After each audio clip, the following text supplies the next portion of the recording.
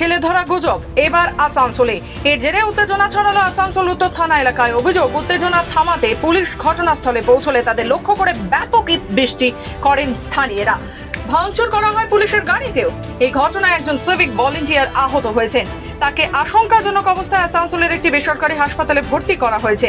Police সূত্রে খবর, শুক্রবার রাতে 9টা নাগাদ আসানসোল উত্তর থানার ব্লু ফ্যাক্টরি সংলগ্ন ভানোরা খোলামুখ কয়লা খনি এলাকায় ছেলে ধরা সন্দেহে উত্তেজনা ছড়িয়ে পড়ে।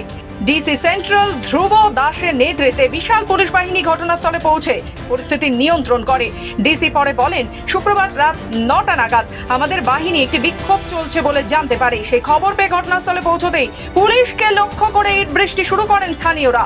ভাঙচুর করা হয় পুলিশের কয়েকটি গাড়িতেও। এক সিভিক ভলেন্টিয়ার গুরুতর আহত হয়েছেন, তাকে হাসপাতালে ভর্তি করা হয়েছে। আরও কয়েকজন পুলিশকর্মী সামান্য আহত হয়েছেন। ইতিমধ্যেই কয়েকজনকে আটক করেছে। পরিস্থিতি এখন অনেকটাই নিয়ন্ত্রণে। ছেলে ধরা টাইপের গুজব তো পুলিশের কাছে খবর যায়। পুলিশ যথারীতি এখানে যেহেতু একটা অ্যাবান্ডান্ট মাইন্স আছে, পুলিশ খুব অ্যাক্টিভ থাকে।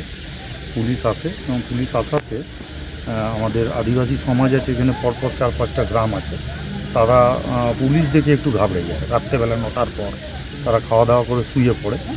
সেখান থেকে একটা নিজেদের মধ্যে ভুল বোঝাবুঝির সৃষ্টি হয়, পুলিশের সাথে বাগবিতণ্ডা হয়, বচসা হয়। এইটাই আজকে মানে এখন একটা ঘটনা আমি শুনতে পাই। পুলিশের উপর হামলাও চালিয়েছে।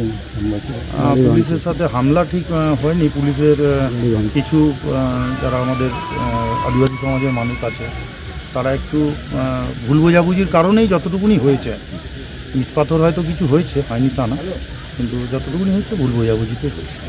আজকে রাত 9টা নাগাদ আমাদের মোবাইল ভ্যান এবং পুলিশের আরও টিম যারা রেগুলার পেট্রোলিংয়ে ছিল, এখানে একটা অ্যাজিটেশন হয়। খবর পেয়ে সঙ্গে সঙ্গে চলে আসে।